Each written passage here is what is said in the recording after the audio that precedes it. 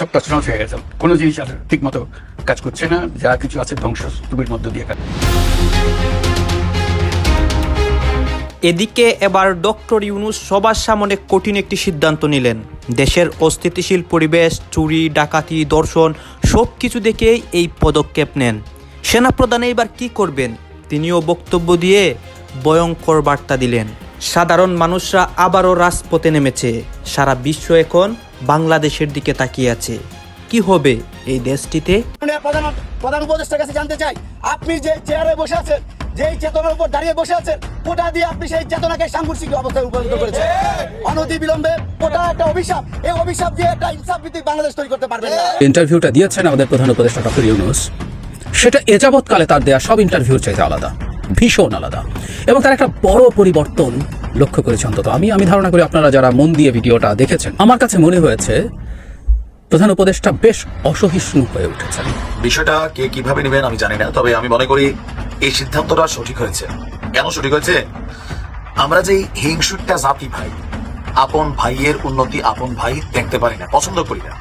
যদি সুযোগ পাই সেখানে প্রতিবন্ধকতা তৈরি করি। এই মুহূর্তে ডক্টর ইউনূসের এমন সিদ্ধান্ত বাংলাদেশকে একটা স্থিতিশীল পরিস্থিতি নিয়ে যেতে বিরাট ভূমিকা রাখবে। দর্শক, নতুন একটি খবর আকাশে বাতাসে ভাসছে। সেই খবরটা দেশের জন্য কতটা ভালো কিছু হবে, কতটা বিপজ্জনক হবে, সেটা আপনারাই বিবেচনা করবেন। খুব খবরটা বাতাসে ঘুরে বেড়াচ্ছে। সেই খবরটা হলো সেনা প্রধানকে ডক্টর ইউনূস আর এখন মার্সিডিসে মনে করেন ঘোরাফেরা করে, বোঝেন নাই এদের মনে করেন কত বড় হয়ে গেছে গা। আর এক একজন এখন মনে করেন 40,000 টাকা 50,000 টাকা দামি মনে করেন একটা টি শার্ট আর মনে করেন জুতা মনে করেন পরে। বুঝতেছেন এরা কি পরিমাণ লুটপাট করছে? আমি আসলে বেশি কিছু বলতে চাই না, শুধু একটা জিনিসই দেখলাম যে এই বৈষম্য বিরোধী ছাত্র আন্দোলনকারীদের যে দলটা আছে, এই দলটাকে মানুষ কিন্তু এই কথাটা এইটাকে চাপিয়ে দেওয়ার চেষ্টা করে বা চেপে যাওয়ার চেষ্টা করে আপনাদের দেশে যে ঘটনাগুলো ঘটছে, আপনাদের সেনাবাহিনীতে আড়াআড়ি দুটো বিভাজন চলে এসেছে। একদম ওয়াকারুজ্জামান তিনি দেশটাকে এইবার তিনি কি করবেন সবকিছু দেখতে পারবেন। দর্শক শ্রোতা, ডক্টর ইউনূস সবার সামনে একটা বক্তব্য দেন এবং সেই বক্তব্যের মাধ্যমে কঠিন একটি পদক্ষেপ নেন। এই পদক্ষেপটি দেখে সারা বিশ্ব অবাক হয়ে গিয়েছে। কি হবে এইবার বাংলাদেশে? অন্যদিকে সেনাপ্রধানও একটা বক্তব্য দিয়েছিলেন যে তিনি দেশটাকে কিভাবে কি করবেন, দেশটাকে কিভাবে সামনের দিকে এগিয়ে নিয়ে যাবেন। এখন এটা কি হয়েছে, তিনি ক্ষমতা পেয়ে কি করবেন আপনারা দেখলে অবাক হয়ে যাবেন। গাইজ, দেশের মধ্যে কি চলতেছে, সাধারণ মানুষরা যে রাজপথের মধ্যে তাণ্ডব করতেছে, চুরি, ডাকাতি, ধর্ষণ সব কিছু যে হচ্ছে, এই সব কিছু কীভাবে স্বাভাবিক হবে আপনারা দেখলে অবাক হয়ে যাবেন। আর হ্যাঁ, ভিডিওর প্রথমে কিছু অংশ বিশেষ দেখেছেন, সেইগুলোর বাকি অংশটুকু দেখলে আপনারা স্পষ্ট ক্লিয়ার হয়ে যাবেন ডক্টর ইউনূস কেন এই সিদ্ধান্ত নেন, অন্যদিকে সেনাপ্রধান কি করবেন। আসুন সেই অংশ বিশেষগুলো দেখে আসি এবং ভিডিও শেষে আমাদের গুরুত্বপূর্ণ মন্তব্যগুলো করি। বিবিসি বাংলার সাথে যে ইন্টারভিউটা দিয়েছেন আমাদের প্রধান উপদেষ্টা ডক্টর ইউনূস, সেটা এ যাবৎকালে তার দেয়া সব ইন্টারভিউর চাইতে আলাদা, ভীষণ আলাদা, এবং তার একটা বড় পরিবর্তন লক্ষ্য করেছি। অন্তত আমি ধারণা করি আপনারা যারা মন দিয়ে ভিডিওটা দেখেছেন শুধু শুনেননি, দেখেছেন, তাদেরও ব্যাপারটা সম্ভবত চোখে আড়ায়নি। আমার কাছে মনে হয়েছে প্রধান উপদেষ্টা বেশ অসহিষ্ণু হয়ে উঠেছেন। শুধু তাই না, তার মধ্যে খুব টিপিক্যাল কতগুলো রাজনীতিবিদের চরিত্র কিছুটা হলেও দেখা গেছে। অবশ্যই আমাদের দেশের টিপিক্যাল রাজনীতিবিদদের ওই যতটা আছে সেই এক্সটেন্ট বা ইন্টেন্সিটিতে না, কিন্তু কিছু কিছু লক্ষণ আমার চোখে পড়েছে। এবং আরেকটা ব্যাপার জরুরি, দুজন ব্যক্তির প্রতি তাকে বিরক্ত মনে হলো। একজন হচ্ছে জনাব তারেক রহমান এবং আরেকজন হচ্ছে আমাদের সেনাপ্রধান জেনারেল ওয়াকারুজ্জামান। এই সব কিছু নিয়ে কথা বলতে চাই এবং তার এই ইন্টারভিউতে আরও কিছু ইস্যু নিয়ে কথা বলেছেন, সেগুলোও বলতে চাই। প্রথম যেগুলো আমার কাছে একটু লেস ইম্পর্ট্যান্ট সেগুলো একটু নিয়ে কথা বলি। তিনি খুব মানে তার সরকার বিদেশিদের আস্থা অর্জন করেছে বেশ লম্বা সময় ধরে। অনেকগুলো বাক্য দিয়ে তিনি এই জিনিসটা অ্যাস্টাবলিশ করতে চেয়েছেন। খুবই ইন্টারেস্টিং। তারপর দেশের আস্থার কথা, দেশের মানুষেরও তার প্রতি আস্থার কথা বা তার সরকারের প্রতি আস্থার কথা ইন্টারভিউয়ার আনেন, কিন্তু বিদেশিরা কতটা তাকে এন্ডোর্স করছে, কতটা আস্থা রাখছে, কতটা সাহায্য করছে, তিনি সেটাকে খুব জোর গলায় বলেছেন, খুবই জোর গলায় বলেছেন। তারপরে সরকারের নিরপেক্ষতা নিয়ে প্রশ্ন এসছে, সেটা নিয়ে আমার কাছে মনে হলো যে তিনি প্রত্যেকটা জবাব, আপনারা খুব মন দিয়ে দেখবেন ভিডিওটা, তিনি খুব সহিষ্ণুভাবে জবাব দিয়েছেন তা না, কারণ সরকারের যে নতুন দল তৈরি হচ্ছে তার পেছনে সরকার আছে কি না এই প্রশ্ন যখন উঠেছে, এটা ইনফ্যাক্ট জনাব তারেক রহমানেরও একটা কথা রেফারেন্সে আসছে। আমি যেহেতু বলছি যে বেশি গুরুত্বপূর্ণ জায়গাগুলো আমি পরে কথা বলছি, সেই কারণে এটা পরে বলবো। কিন্তু সরকারের যে নিরপেক্ষতা আছে সেটা তিনি মানে নিরপেক্ষতা প্রশ্নের মুখে পড়ছে, বিশেষ করে রাজনৈতিক দলের সাথে সরকারের কোনো সম্পর্ক আছে কি না সেটার কিন্তু খুব শক্তভাবে ডিনাউন্স করেছেন। যেটা আমাদের আসলে স্মরণ রাখা দরকার যে জনাব নাহিদ ইসলাম যখন তার পদ ছেড়ে দলে গেছেন তিনি সেটাকে উল্লেখ করেছেন যে কেউ প্রাইভেট সিটিজেন হয়ে দল করতেই পারে, কিন্তু আসলে ব্যাপারগুলো এত সরল না। জনাব নাহিদ ইসলাম একদিন সকালে ঘুম থেকে উঠে ওনার মনে হয়নি যে আমি এই ছাত্রদের দলে যোগ দিতে যাচ্ছি এবং আমার রিজাইন করতে হবে। একটা মানুষ মাসের পর মাস একটা সরকারে ছিলেন যার ভেতরে আসলে একটা রাজনৈতিক দল ছিল, এটা খুবই আপত্তিকর বলে আমি মনে করি। একই কথা প্রযোজ্য বাকি যে দুজন রয়ে গেছে, এই দুজনও তারা বলছেন যে তারা দলে যোগ দেওয়ার আগে রিজাইন করে যাবেন, কিন্তু তাদের এর থেকে যাওয়াটা মোটেও সুন্দর না। আমি একটা এক্সাম্পল এরকমভাবে দিচ্ছি, এখানে একটু বলি, একটা টক শোতে বলছিলাম, আমরা ধরে নিলাম উপদেষ্টা পরিষদের 3 জন উপদেষ্টা বলছেন যে আমরা বিএনপিতে জয়েন করতে পারি, আমাদের সাথে কথাবার্তা হচ্ছে, আমরা নির্বাচন করতে পারি, তবে আমরা যদি বিএনপিতে জয়েন করার সিদ্ধান্ত নিই তখন আমরা রিজাইন করে জয়েন করব। অথবা দুজন বলছেন আমরা জামায়াতে ইসলামী দলটাতে যোগ দিতে চাই এবং আমরা নির্বাচনও করতে চাই, করব কি না ভাবছি, যদি করি সরকারে থেকে করব না, আমি রিজাইন করে করব। এটাকে আমরা অ্যাকসেপ্ট করি? করব? কোনোভাবেই করব না। যদি সেটা না করে থাকি তাহলে ছাত্ররা দলে যাবে এটা মাথায় রেখে বসে থাকবে কেন? এতে সরকারের নিরপেক্ষতা প্রশ্নের মুখে পড়ে না? নট অনলি দ্যাট, ফিনান্সিয়াল টাইমসকে যে ইন্টারভিউ প্রধান উপদেষ্টা দিয়েছিলেন সেখানে আসলে তাদের প্রতি বায়াস প্রকাশিত হয়েছে, তাদের প্রতি শুভকামনা না, তাদের প্রতি আমাদের সবার শুভকামনা আছে, কিন্তু সরকার প্রধান হিসাবে তাদের প্রতি তিনি বায়াসড, এটা মনে হয়েছে। এবার আসি আসলে মূল জায়গাগুলোতে। যেটা বলছিলাম যে এক ধরনের টিপিক্যাল রাজনীতিবিদের মতো আচরণ তার মধ্যে দেখছি। তাকে যখন মব বিভিন্ন জায়গায় বিভিন্ন কিছু করছে, তারপরে 32 নম্বর ভাঙার পর আর দীর্ঘ সময় ধরে ভাঙচুর চলেছে, গণপিটুনি, এসব জায়গায় তিনি ডজ করছেন। বিশেষ করে ভাঙচুরের ব্যাপারে কোনো স্পেসিফিক জবাব তিনি দেননি। পুলিশের ইনঅ্যাকশনের কথা বলেছেন, আর মানুষ মামলা করতে পারে টারে এসব বলছেন। এগুলো কিন্তু আসলে এক ধরনের মানে পাশ কাটিয়ে যাওয়া, যে জবাবটা তার দেওয়া দরকার ছিল। কিন্তু যে জায়গাটা নিয়ে সবচেয়ে বেশি আলোচনা হচ্ছে সেটা হলো অপরাধ নিয়ে। আমরা দেখলাম প্রথম যখন দেশে বিভিন্ন ক্ষেত্রে আইনশৃঙ্খলা রক্ষার পরিস্থিতি খারাপ হচ্ছে, তখন যখন বলা হয় উনি মানে প্রধান উপদেষ্টা বেশ অসহিষ্ণু হয়ে ওঠেন, বিরক্ত হয়ে ওঠেন, তার বডি ল্যাঙ্গুয়েজ, তার ফেশিয়াল এক্সপ্রেশনস, তার ভয়েসের ইনফ্লেকশন সব কিছু মিলে তিনি যখন অপরাধের পরিস্থিতির অবনতি হয়েছে যখন বলা হয়, তখন তিনি বলেন কোন রেফারেন্স পয়েন্ট থেকে এটা হয়েছে এটা আপনাকে বলতে হবে। তো তিনি স্পষ্টভাবে বলছেন আমি তো হিসাব নিচ্ছি, কোনো অপরাধের পরিমাণ মোটেই বাড়েনি। এবং খুব সারপ্রাইজিং হচ্ছে, যেগুলো আমরা আসলে টিপিক্যাল ডক্টর ইউনূসকে যেভাবে দেখেছি এতদিন ধরে, তিনি সেই রকম আর নন। তিনি রীতিমতো এই পর্যায়ে এসে যিনি ইন্টারভিউয়ার বিবিসি বাংলার, তাকে কথাই বলতে দিচ্ছিলেন না। তিনি পরিসংখ্যান দেখাতে চাইছিলেন, শেষ পর্যন্ত উনি পরিসংখ্যান দেখাতে পারেন। উনি বললেন যে আমরা একটা বিষয়ে যদি পয়েন্টে কথা বলি তখন সেটাতেও প্রধান উপদেষ্টা বাধা দেন। তিনি বলেন একটা পয়েন্ট নিয়ে হবে না, সব কিছু নিয়ে কথা বলতে হবে। তারপরও তিনি একটা পয়েন্টের কথা যখন বলেন, সেটা হচ্ছে ডাকাতি গত 6 মাসে পুলিশের হিসাব মতেই 50% বেড়েছে। এই পরিসংখ্যানের পর প্রধান উপদেষ্টা কিছুটা দমেন এবং দমে গিয়ে যেটা হয় টিপিক্যালি, এটা হতেই পারতো, আমাদের পুলিশ আসলে যথেষ্ট এফেক্টিভ হয়নি এবং পরিস্থিতি খারাপের দিকে যাচ্ছে। পুলিশ তো দিনে দিনে আরও তার পরিস্থিতি বা গ্রিপ, আইন শৃঙ্খলার পরিস্থিতির উপরে গ্রিপটা রিগেইন করার কথা, সেটা না হয়ে বরং আরও খারাপের দিকে যাচ্ছে।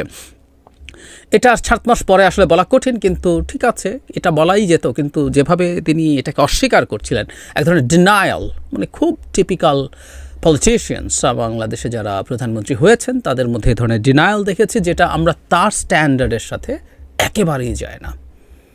আমরা এতদিন পর্যন্ত দেখেছি যে কোনো সমস্যা তিনি স্বীকার করছেন, অ্যাকসেপ্ট করছেন, নিজের ব্যর্থতা নিজেও যথেষ্ট পেরে উঠছেন না, এই ধরনের কথা বলেছেন।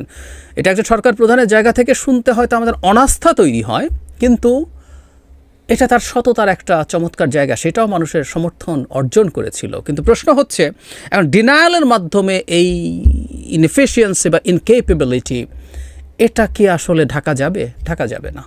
কোনো সরকারি যখন এগুলো ডিনায়ালের মধ্যে যায় লাভ হয় না। মানুষের মধ্যে যে পারসেপশন আছে সেই পারসেপশনের জন্য আসলে কাজ করতে হবে, বা অ্যাটলিস্ট সেটা পুরো দূর না করা গেলেও সরকার সিনসিয়ারলি চেষ্টা করছে এই ধরনের একটা মেসেজ আসলে দিতে হবে। এরপর জনাব তারেক রহমান মানে সরকারের নিরপেক্ষতা নিয়ে যখন প্রশ্ন আসছে তখন উপস্থাপক বলছেন যে জনমনে নিরপেক্ষতা নিয়ে প্রশ্ন আসছে, তখন প্রধান উপদেষ্টা বলেছেন তার সেটা মনে হয় না। তারপর উপস্থাপক জনাব তারেক রহমানকে রেফার করে বলছেন যে জনমনে এই সরকারের নিরপেক্ষতা নিয়ে প্রশ্ন তৈরি হয়েছে বলে জনাব তারেক রহমান বলেছেন। তখন প্রধান উপদেষ্টা অত্যন্ত বিরক্ত হয়েছেন বলে তার অ্যাটিটিউডে আমার মনে হয়েছে। তিনি বলছেন জনমনে উনার মনে সন্দেহ হয়েছে কিনা সেটা হলো কথা, তারপর তিনি তার সাথে এসে কি করে না করে বলছেন। কিন্তু এই যে বাক্যটা তিনি বলছেন ইট ওয়াজ ভেরি স্ট্রং এবং আমি মনে করি ওনার বিরক্তি প্রকাশ করে। আমি আসবো এই জায়গায়। বিষয়টা কে কিভাবে নেবেন আমি জানি না, তবে আমি মনে করি এই সিদ্ধান্তটা সঠিক হয়েছে। কেন সঠিক হয়েছে?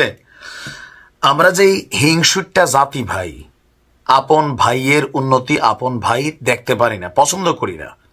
যদি সুযোগ পাই সেখানে প্রতিবন্ধকতা তৈরি করি। আর পলিটিক্যাল দল হিসাবে একটা দল যখন কোনো সিদ্ধান্ত করে পরবর্তী সরকার আসলে ওটা নিয়ে সমালোচনাই করবে। তো এতে হয় কি যে কোনো পলিটিক্যাল গভর্নমেন্ট কর্তৃক রাষ্ট্রীয় কিছু কাজ কারবার হয় যেগুলোতে পরিবার ব্যক্তি এই জিনিসগুলো যদি আপনি কানেক্ট করেন, দেন হয় কি আমাদের হিংসির দেশ, তো পরের সরকার আসলে এটার আবার পরিবর্তনে যায়। পরিবর্তনটা কিন্তু এমন না যে আমরা জাস্ট লাল কাইটা সাদা লেখলাম। এই লাল আর সাদা করতে গেলে এখানে কোটি কোটি টাকা খরচ হয়ে যায়। এই টাকাটা কার? আমার আপনার পকেটের টাকা। তো কখনো আওয়ামী লীগ আসলে যেই কাজটা করে বিএনপি আসলে এটা পরিবর্তন হয়, ছাত্ররা আগামী দিনে রাজনীতিতে আসবে, তারা আসলে আবার পরিবর্তন হবে, তারা কোনোটা করলে পরের সরকার পরিবর্তন করবে। সো জনগণের টাকা নিয়ে এই ধরনের ভূমিকা নেওয়ার সুযোগ নাই। বিশেষ করে আজকে যে সিদ্ধান্ত সরকার নিয়েছে, আওয়ামী লীগের অনেকে এটা নিয়ে সমালোচনা করেছেন, কারণ বঙ্গবন্ধু নামটা এখান থেকে সরিয়ে দেওয়া হয়েছে। বঙ্গবন্ধু নামটা সরিয়ে যে নামটা দেওয়া হয়েছে এটাও কিন্তু খারাপ দেওয়া হয় নাই, বাংলাদেশ। দর্শক, বঙ্গবন্ধু স্যাটেলাইট আওয়ামী লীগ সরকারের বেশ কিছু উল্লেখযোগ্য কি বলা যায় ডিপ্লোম্যাটিক বা পৃথিবীকে চমক দেওয়া কাজের মধ্যে একটা ছিল মহাকাশ আমাদের স্যাটেলাইট উৎক্ষেপণ, বঙ্গবন্ধু স্যাটেলাইট 1। এইটার নাম আজকে সরকার পরিবর্তন করে রাখছে বাংলাদেশ স্যাটেলাইট 1। আমি এটাকে সাধুবাদ জানাই। কেন জানাই? আজকে যদি এটা বঙ্গবন্ধু থাকে, এখন বিএনপি সেটাই কিন্তু করতো জিয়া স্যাটেলাইট 1 100%, অথবা জামাত আসলে করতো নিজামি স্যাটেলাইট 1, ছাত্ররা আসলে করতো আবু সাইদ স্যাটেলাইট 1। এর চেয়ে বেটার হয়েছে বাংলাদেশ স্যাটেলাইট 1। আমাদের যে এয়ারপোর্টগুলোর নাম দেখছেন, জিয়া আন্তর্জাতিক বিমানবন্দর, আওয়ামী লীগ সেটা চেঞ্জ করছে না? আওয়ামী লীগ এখানে একটু কৌশল খেলছে। কোনটা? শাহজালাল আন্তর্জাতিক বিমানবন্দর। এইটা কেন দিছে? এমন একজন সুফির নাম দিছে যেন এটাতে কখন আর কেউ হাত না দেয়। যদি বঙ্গবন্ধু দিত তাহলে এখন পরিবর্তন হইতো, কারণ এই মুহূর্তে শেখ হাসিনা, শেখ পরিবার, বঙ্গবন্ধু রিলেটেড যতগুলা নাম আছে যে পরিবর্তন করা হচ্ছে, রাষ্ট্রের কোটি কোটি টাকা কিন্তু খরচ করতেছে এই ইন্টারিম সরকার। আগামীতে জিয়ার সরকার যদি আসে, বিএনপি আসে, তারাও এই নামকরণের বেলায় খেয়াল রাখতে হবে। জিয়া অডিটোরিয়াম, জিয়া এটা, জিয়া সেটা, এগুলো কিন্তু আবার ধূপে টিকবে না, পরবর্তী সরকার আসলে বদলাবে। আর আওয়ামী লীগেরও এটা আম থেকে শিক্ষণীয় বা অন্যান্য রাজনৈতিক দলগুলার, যে আমি যখন ক্ষমতায় আছি রাষ্ট্রীয় সম্পত্তি যেমন পদ্মা সেতু, এটা কখনো নামে হাত দেওয়া লাগবে না। বঙ্গবন্ধু টানেল, এটা কিন্তু দেওয়া লাগলো কেন? এটা কি আওয়ামী লীগের ব্যক্তিগত প্রপার্টি? না, বিএনপির ব্যক্তিগত প্রপার্টি, যেগুলোতে করে রাখছে জিয়া অডিটোরিয়াম অথবা জিয়া হাসপাতাল, এরকম অনেক জায়গায় আছে। তো এগুলাতে হয়েছে কি, জনগণের টাকা পয়সা নষ্ট করা ছাড়া আর কিছুই না। যেগুলা রাষ্ট্রীয় সম্পত্তি এগুলার নাম হইতে পারে ওই সকল ব্যক্তিদের নামে, যদি করেও যাদের পরিবার পলিটিক্যালি মুভমেন্টে নাই। 1952 থেকে আজকের দিন পর্যন্ত যেই মানুষগুলা পলিটিক্যালি মুভমেন্টের বাইরের ক্যারেক্টার ছিল, তাদেরগুলা করলে অন্য দলগুলার অ্যালার্জি হয় না। যেমন যারা আওয়ামী লীগের বিপরীতে রাজনীতি করে, বঙ্গবন্ধু স্যাটেলাইট নামটা শুনলে এদের শরীরে খারাপ লাগে। আবার জিয়া সম্পর্কিত কোনো কিছু শুনলে আওয়ামী লীগের খারাপ লাগে। এই দেশের যে কোনো রাষ্ট্রীয় প্রপার্টির নাম হতে হবে রাষ্ট্রের গুরুত্বপূর্ণ নামের মাধ্যমে, অথবা আমাদের যে নদী নালা, খাল বিল, পাহাড় পর্বত, এরকম যেন কখনো কোনো সরকার আসলে এটা পরিবর্তনের দরকার না লাগে, টাকাও না খরচ হয়। একটা ফিক্সড নাম থাকতে হবে, এগুলোকে পরিবর্তন করা যাবে না। বাট বিষয়টা আওয়ামী লীগের জন্য হজম করা বা শেখ হাসিনার জন্য হজম করা অনেকটা কষ্টকর। ইতিমধ্যেই সোশ্যাল মিডিয়াতে এটা নিয়ে নানান লেখাটেখা হচ্ছে যে দেখছো, হ্যাঁ এই সরকার এই না সেই না, কিন্তু এই সিদ্ধান্তটা আপাতত খারাপ লাগলেও আওয়ামী লীগ এর আগে করছে, সুতরাং আপনার বুঝতে হবে আপনি যা করছেন আপনি তাই পাবেন। আর বঙ্গবন্ধু বা জিয়াউর রহমান তারা আসলে নামের মধ্যে সীমাবদ্ধ না, তারা একটা অনুভূতির জায়গা। যে বঙ্গবন্ধুরে ভালোবাসে এমনিই বাসে ভাই, ওই স্ট্যাচু মূর্তি বানাইয়া ভালোবাসা তৈরি হয় না। যারা জিয়াউর রহমানরে ভালোবাসে এমনিই বাসে, ওইখানে নৌকার জিয়ার ছবি ধানের শীষ লাগাইয়া হয় না, এটা অন্তর থেকে অনুধাবন করার বিষয়। প্রিয় দর্শক, আমাদের সেনাপ্রধান জেনারেল ওয়াকারুজ্জামান গত 25শে ফেব্রুয়ারি রাজধানীতে একটি অনুষ্ঠানে দেশের বিভিন্ন ইস্যুতে, সাম্প্রতিক বিভিন্ন ইস্যুতে বেশ কিছু অনেকটা খোলামেলা মন্তব্য করেছেন এবং সেটি নিয়ে গত কয়েকদিন ধরে তার বক্তব্যের পক্ষে বিপক্ষে নানান ধরনের আলোচনা, সমালোচনা, ব্যাখ্যা বিভিন্নভাবে উঠে আসছে টেলিভিশনের টক শোগুলো থেকে শুরু করে রাজনৈতিক মহলে। এখন টেলিভিশনের টক শোগুলোতে সাধারণত একটু বোদ্ধা শ্রেণী মানুষেরা যান, তাই না? আর রাজনৈতিক মহলে যে আলোচনাগুলো হচ্ছে সেখানে তো নিশ্চয়ই অভিজ্ঞ মানুষরাই আলোচনায় তারা যে যার মতো করে আলোচনা করছেন, কিন্তু সাধারণ মানুষ আসলে কি ভাবছেন তাদের মন্তব্যগুলো তো আর টেলিভিশনে তুলে আনা হয় না। তা আমি সেই জায়গা থেকে চেষ্টা করেছি যে এই যে ইউটিউব চ্যানেলটি মানচিত্র, সেখানে অনলাইনে ভোটের ব্যবস্থা করেছিলাম। সেখানে প্রশ্ন ছিল সেনাপ্রধান জেনারেল ওয়াকারের বক্তব্যকে ঘিরে পক্ষে বিপক্ষে গত কয়েকদিনে নানান ধরনের আলোচনা সমালোচনা হচ্ছে। সার্বিকভাবে আপনি কি জেনারেল ওয়াকারুজ্জামানের বক্তব্যকে সমর্থন করেন? যেহেতু তিনি ওই দিন নির্বাচন ইস্যুর কথা বলেছিলেন, কতদিনের মধ্যে নির্বাচন হওয়া উচিত, সর্বোচ্চ 18 মাস, তার চেয়েও এই বছরের ডিসেম্বরে হওয়া উচিত, আইন শৃঙ্খলা পরিস্থিতির অবনতি কেন ঘটলো, বিডিআর হত্যাকাণ্ড নিয়ে নানান ধরনের প্রশ্ন তিনি তুলেছিলেন। পাশাপাশি নিজেদের মধ্যে যে অন্তর্দ্বন্দ্ব রাজনৈতিক দলগুলোর মধ্যে, তাতে স্বাধীনতা সার্বভৌমত্ব বিপন্ন হতে পারে, এইসব প্রসঙ্গ তিনি এনেছিলেন। তো সেই জায়গা থেকে যে ভোটের আয়োজনটি করেছিলাম তাতে ভোট দিয়েছেন 32,000 মানুষ। এর মধ্যে যারা জেনারেল ওয়াকারুজ্জামানের সেদিনের গত 25 ফেব্রুয়ারি বক্তব্যকে সমর্থন করছেন তাদের হার 83%, 100%-এর মধ্যে, অর্থাৎ 26,560 জন তার পক্ষে মত দিয়েছেন, পক্ষ অবলম্বন করেছেন। আর যারা জেনারেল ওয়াকারুজ্জামানের বক্তব্য সমর্থন করছেন না এমন ভোটদাতার সংখ্যা 4,480 জন, অর্থাৎ মাত্র 14% মানুষ তার বক্তব্যের বিরুদ্ধে অবস্থান নিয়েছেন। আর ভোটদানের বিরুদ্ধে থেকেছেন বা মন্তব্য নেই কোনো ধরনের, এরকম ব্যক্তির সংখ্যা 4%। তো যারা তার পক্ষে বিভিন্ন ধরনের মন্তব্য করেছেন, এই ভোটে 200-এর উপরে কমেন্ট করেছে, শত কমেন্ট করেছে, যারা পক্ষে দিয়েছেন যারা বিপক্ষে দিয়েছেন, তাদের কিছু গুরুত্বপূর্ণ মন্তব্য এখানে তুলে আনতে চাই। আজকে আমার আর কোনো ধরনের মন্তব্য নাই দিলাম এই ইস্যুতে।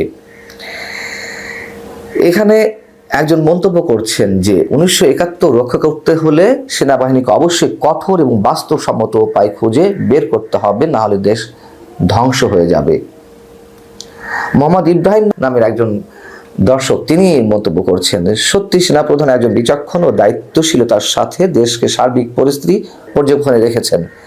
কাজী গোলাম মাওলার স্বপন তিনি লিখছেন, though it's late, the army chief's speech is extra ordinary.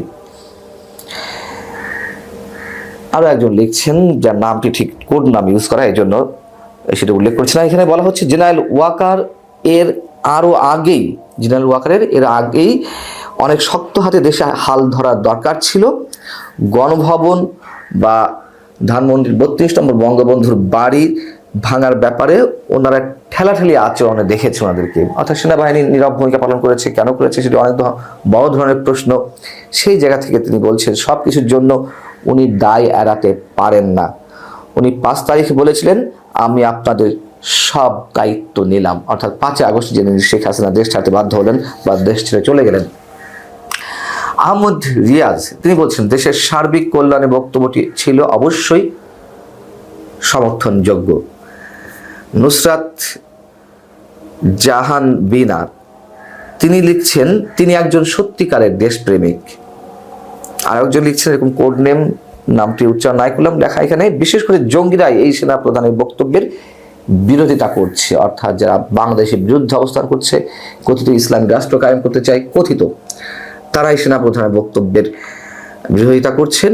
Rafat শুভ তিনি লিখছেন আগে আমাদের মতো সাধারণ মানুষের নিরাপত্তা নিশ্চিত করতে হবে। দ্রব্যমূল্যের দাম নাগালের বাইরে, লোডশেডিং শুরু হয়ে গেছে, রাতে বাসায় নিরাপদ বোধ করি না, রাস্তায় পরিবার নিয়ে চলাফেরা করতে ভয় হয়। বাস্তবতা এটাই। ওয়াহাব শেখ তিনি তার বক্তব্য লিখছেন যে সেনাপ্রধানের বক্তব্যের অংশ বিশেষ সঙ্গে একমত, তবে দেশের এই অবস্থার জন্য তিনিও দায়ী। 5 আগস্ট তিনি দায়িত্ব নিয়েছিলেন কিন্তু নিরাপত্তা দেননি। সব জায়গাতেই লুটতরাজ, সেনাবাহিনী চেয়ে চেয়ে দেখছে 450টি থানা লুট হয়েছে, পুলিশ মেরেছে, উনি কিছুই করেননি, সেনাবাহিনী দেখছে। আসলে সেনাবাহিনীতে ইচ্ছা করলেই সবকিছু করতে পারে, যদিও তাদের হাতে এখন ম্যাজিস্ট্রেসি ক্ষমতা।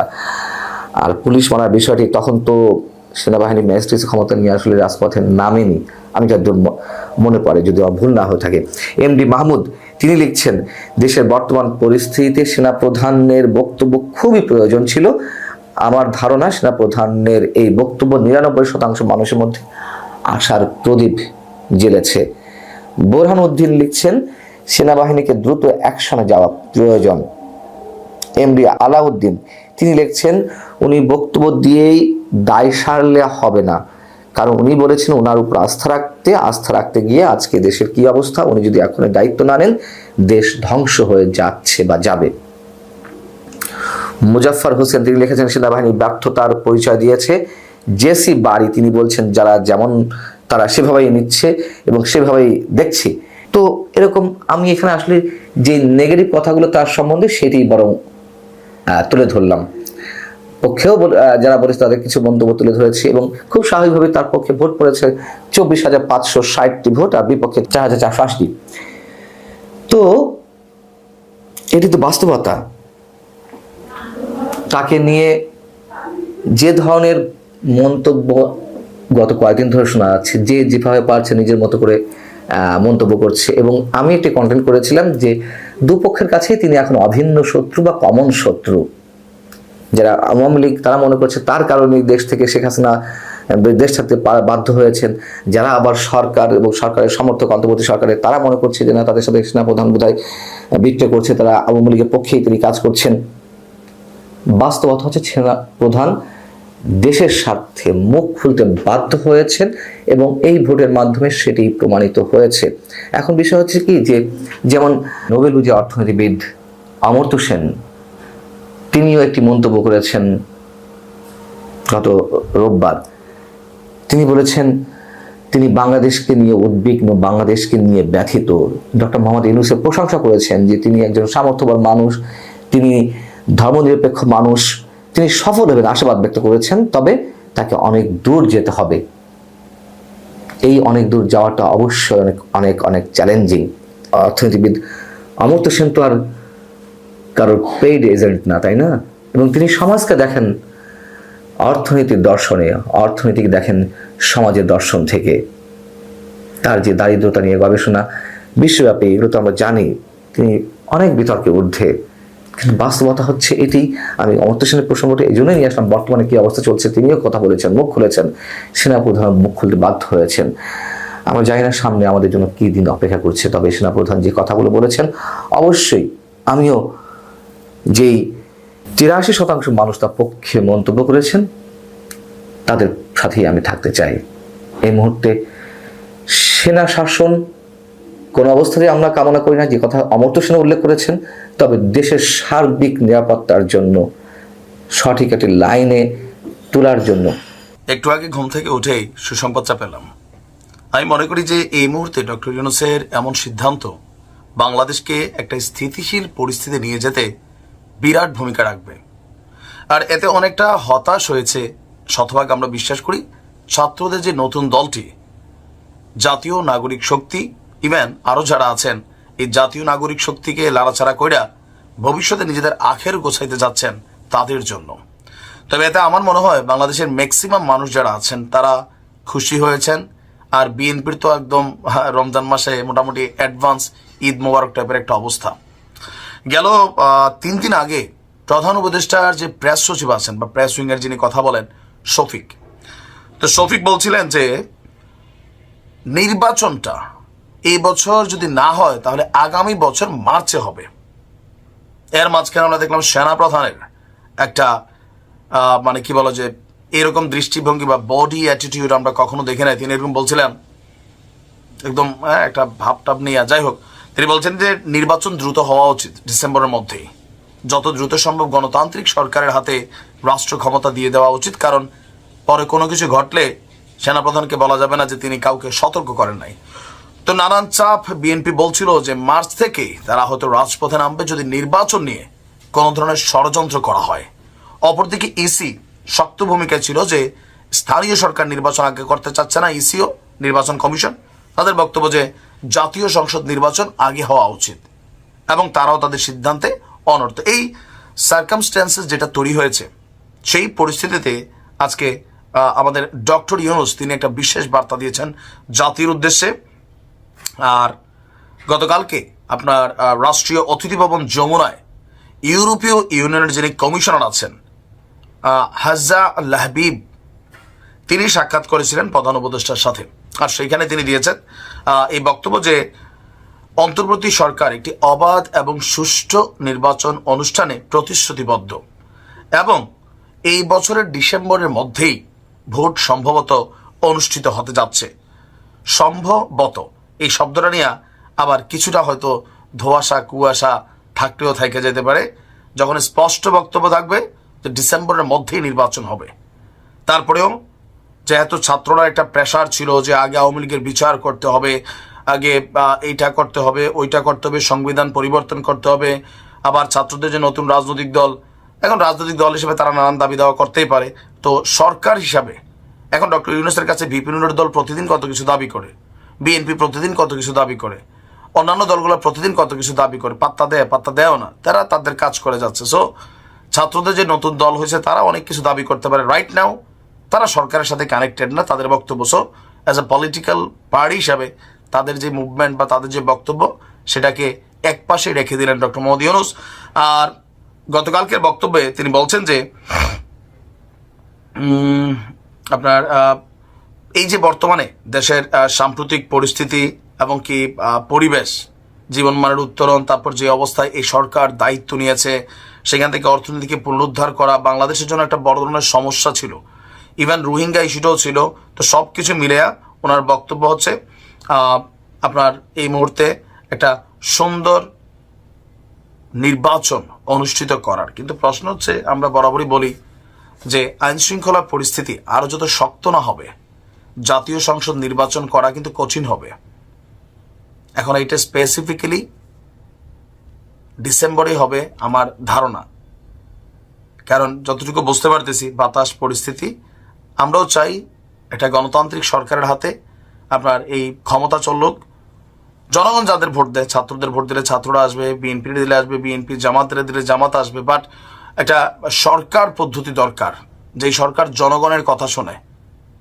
এই আসিফ নজরুল স্যার মার্কা সরকার আমাদের এই মুহূর্তে ঝামেলার কারণে হচ্ছে, কারণ সংস্কার কি চলছে জানি না, বা দেশের পরিস্থিতি অনেক জায়গায় ভালো হলে অনেক জায়গায় কিন্তু কন্ট্রোল। গাইজ আপনারা তো দেখলেন এখানে কি কথা হচ্ছে, অনেকে কিন্তু অনেক কথা বলতেছে, অনেকে আলোচনা করতেছে, বিশেষ করে ডক্টর ইউনূস যে একটা বক্তব্য দেন, তিনি কিন্তু একটা টকশোতে যান, সেখানে তিনি অনেক কথা বলেন দেশ সম্পর্কে, তিনি কীভাবে দেশটাকে কীভাবে স্বাভাবিক করবেন বা তিনিও অনেক কথা বলেছেন, সেইগুলো নিয়ে বিস্তারিত অনেক কথা হয়েছে। দর্শক শ্রোতা, অন্যদিকে যারা কিনা ডক্টর ইউনূসকে চায় না তারা কিন্তু ডক্টর ইউনূসের বিপক্ষে কথা বলে। কাজে ডক্টর ইউনূস তিনি বারবার তার বক্তব্যতে বলেছেন তিনি কখনোই ভাবেন নাই তিনি ক্ষমতায় আসবেন, তিনি কিন্তু আমাদের দেশটাকে স্বাভাবিক করার জন্য এসেছেন নিঃস্বার্থভাবে, তার এখানে কোনো লাভ নেই। দর্শক শ্রোতা, অন্যদিকে সেনাপ্রধানের বিভিন্ন বিষয় নিয়ে অনেকে আলোচনা করে, অনেকে সমালোচনা করে। সেনাপ্রধান কিন্তু তার বক্তব্যতে সে বলেছে, সমস্ত সেনাবাহিনীকে বলে দিয়েছে যে দেশটাকে যারা তাতে তাদের প্রাণের বিনিময়ে হলেও রক্ষা করে। অন্যদিকে দেশের বিভিন্ন অবস্থা নিয়ে অনেক কথা হচ্ছে। গাইজ যে বক্তব্যগুলোর মাধ্যমে আমাদের মানে সেনাপ্রধান বা ডক্টর ইউনূসের বিপক্ষে যায় সেই সব বক্তব্যগুলো আপনারা শুনবেন না, তারা কিন্তু তাদের ক্ষতির জন্য বলে। আবার অন্যদিকে আরও অনেক বক্তা রয়েছেন যারা কিনা তাদের বক্তব্যের মাধ্যমে আমাদের দেশের আপডেট নিউজগুলো সবার সামনে প্রকাশ করে, তাদের অনেক বক্তব্য এখানে দেখিয়েছি। দর্শক শ্রোতা, এতক্ষণ আপনাদেরকে যা কিছু দেখিয়েছি সব কিছু কিন্তু আমরা সোশ্যাল মিডিয়া থেকে সংগ্রহ করেছি। এখানে আমাদের নিজস্ব কোনো মন্তব্য নেই বা নিজস্ব কোনো সিদ্ধান্ত নেই। এইসব দেখে আপনাদের কি মনে হচ্ছে এবং আপনাদের মন্তব্য কি, এটা কিন্তু আপনারা অবশ্যই কমেন্ট বক্সে লিখে যাবেন। এবং আপনাদের কাছে আমার একটা রিকোয়েস্ট থাকবে, আমার চ্যানেলটি সাবস্ক্রাইব করবেন এবং পাশে থাকা বেল আইকনটি অবশ্যই বাজিয়ে যাবেন, যাতে করে নেক্সট ভিডিওটা সবার আগে আপনাদের কাছে পৌঁছায়। ধন্যবাদ।